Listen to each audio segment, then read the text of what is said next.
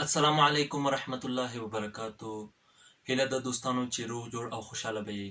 دا د یو ځل بیا زه سینام ستاسو په درانه چوپړ کې حاضر شوی یم له یوې نوې ویډیو سره. زموږ دا ویډیو د دې په هکله ده چې څرنګه کولی شو د یوې فیسبوک ویډیو ته تامبنیل کیږدو. نو د دې لپاره موږ اړتیا لرو یوې اپلیکیشن ته چې نوم یې دی فیسبوک کریټر سټوډیو. نو موږ یې له فروشګاه څخه ډاونلوډوو. نور کار ورته او دا ویډیو له موږ سره تر اخره پورې تماشا کړئ.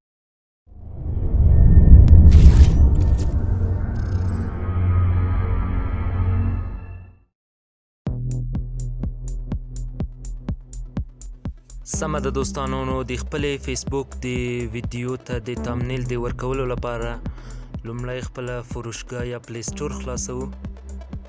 په پلی سټور باندې کلیک کوو.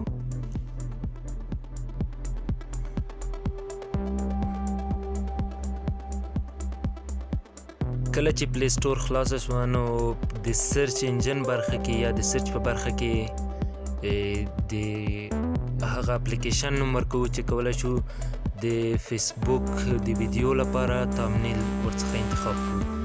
نو دلته لومړي ځل لپاره لیکو فیسبوک کریټر سټوډیو، لیکو فیسبوک کریټر سټوډیو. یوه شیبه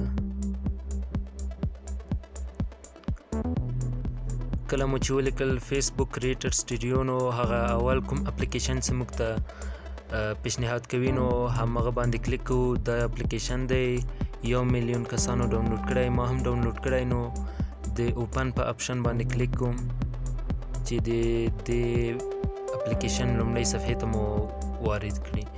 نو په دې صفحه کې چې دا کولی شو د خپل فیسبوک پیج په هکله پوره مکمل معلومات ووینو. نو د پوسټ په برخه باندې کلیک کوو. د پنسل یو علامه ده، په دې باندې چې کله کلیک وکړو نو موږ ته داسې یوه صفحه را پرانیزي. نو له دې ځای څخه په ویډیو باندې کلیک کوو ځکه موږ ویډیو اپلوډ کوو. دلته د خپلو ویډیوګانو څخه یوه ویډیو انتخابوو.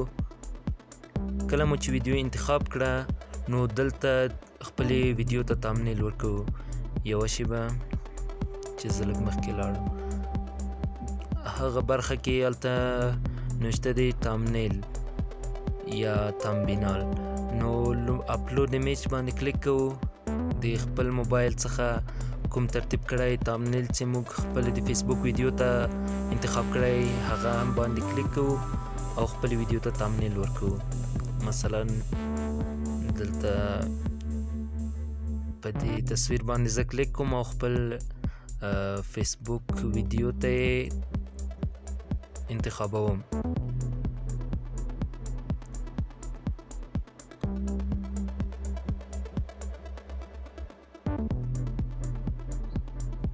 نو په دې شکل باندې دوستانو دا تامبنیل ما په دري ژبه باندې جوړ کړی دی. فواید فوق‌العاده مطالعه.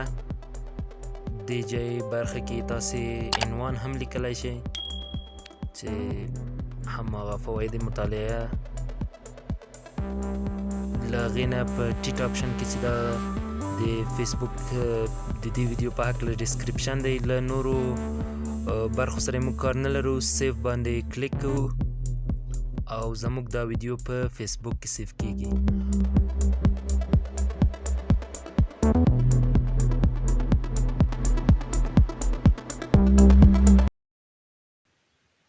دوستانو دلته به تاسو ته پوښتنه پیدا شوې وي چې هغه تامبنیل چې موږ یې د فیسبوک ویډیو ته ږدو څومره اندازه ولري او په کومه برنامه باندې جوړ کړو. نو د دې لپاره هغه تامبنیل چې تاسې د یوټیوب لپاره جوړوئ همدا کفایت کوي او په همغه اندازه باندې تامبنیل او عکس غواړي. نو کوم فرق نه لري څه د فیسبوک تامبنیل او څه د یوټیوب تامبنیل، او کولی شئ د پیکسل هب له برنامې څخه ورته استفاده وکړئ. نو دوستانو دا وه زموږ د نن ورځې ویډیو چې ستاسو په درانه حضور کې مې وړاندې کړه. زموږ د راتلونکو ویډیوګانو منتظر هم اوسیږئ. تر بلې ویډیو پورې مو په لوی او بخښونکي خدای سپارم. پاتې ورځ مو نیکمرغه. د الله په امان.